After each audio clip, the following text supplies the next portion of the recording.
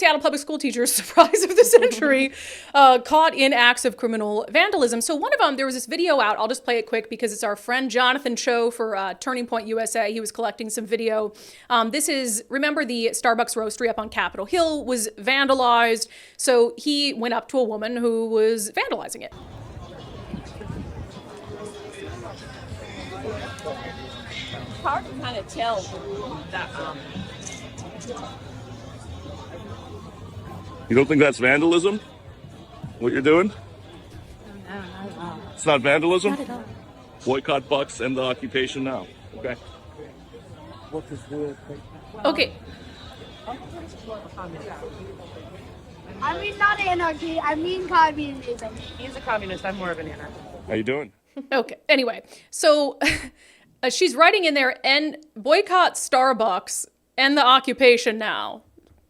What is Starbucks going to do about Gaza? Kind of confused there, but Starbucks is like their perpetual target. And it's kind of sad that this beautiful Starbucks roastery building on Capitol Hill always has to be boarded up.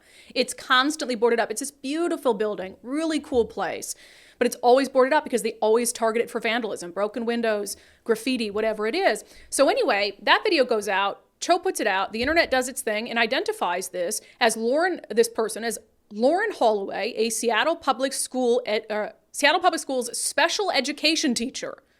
God forbid. At Franklin High School, caught on camera vandalizing a Starbucks with pro-Hamas graffiti. And I'm not even going to get into the bang situation. I know somebody's going to ask me to talk about it, but I'm trying to be undivided today. It's getting harder and harder with this absolute ridiculousness that people will not respond to with a grain of common sense. So anyway, she's caught red-handed. I mean, and then she's like, I don't think it's graffiti at all, writing on there. So Ori Hoffman gets a statement from Seattle Public Schools, and this just angers me to no end because we're always hit by this wall. Whenever we have clear cases of misconduct by public school teachers, we've got the evidence, we've got the receipts, we take it to the school, and what do they say? You guys know what they say? We're not going to comment on personnel matters. In this instance, they did say to Ori Hoffman, Seattle Public Schools does not condone vandalism, including unauthorized graffiti, on public or private property. SPS will not be commenting on this personnel matter. Now, you might take that to say, okay, well, they said they don't condone vandalism, so isn't that maybe them saying they're going to do something about it?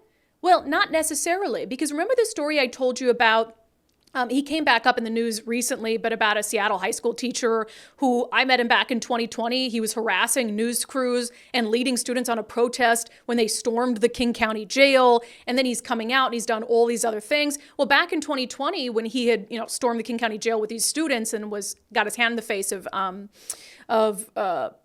news cameras, we reached out to SPS and they said, well, we, support everyone's First Amendment rights, including the media, and we don't condone it. But then he still has his job because he came back up. I can't remember, he came back up in the news a couple months ago because he was the guy who failed his student on a quiz because the student said only males have penises. But what was the other thing he did? I know what he was doing. He was putting these pro-Hamas posters outside his classroom.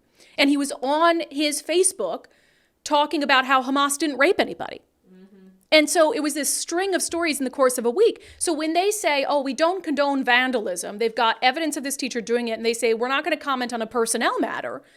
Well, in 3 years, I wonder what this teacher will be doing.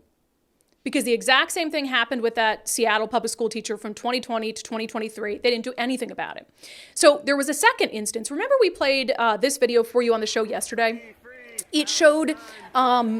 obviously, what I said at the time was someone who was part of the protest because they're marching with them, they're chanting with them, they're celebrating the fact that, we had hundreds of people show up and we were able to walk off without arrest and how it was a great thing and they were claiming victory. Well, it turns out that is actually a Seattle public school teacher as well.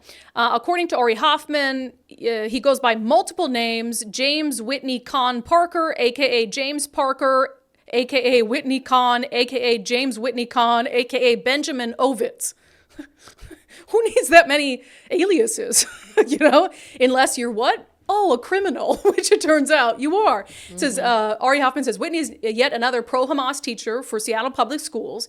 He bragged about shutting down I-5 on Saturday for a rally to support terrorists. And again, shutting down I-5 is a crime.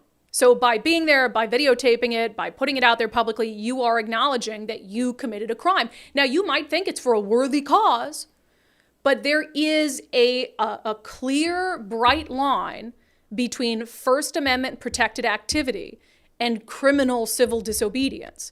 So you've got in over the weekend, and I'm sure there are more, but 2 examples on camera of Seattle public school teachers blatantly violating the law. And we're supposed to want those people around kids, especially in the example of the first teacher, Lauren Holloway, a special education teacher. That is not someone with the temperament for a job like that. I remember very vividly, it never ceases to amaze me the types of work that these types of activists do. Well, first, I'm always surprised when they do have a job because they're at so many different things. I'm like, how could you possibly be employed? But remember at CHOP when my crew was mobbed for like 20 to 30 minutes at CHOP? We had to seek refuge in a fire station. One of the most vicious members of that mob was telling me that she was a psychiatrist. And I'm like, I'm thinking, you're a psychiatrist? Like, I don't know. Where do you get your help then? Because you're obviously mentally unstable.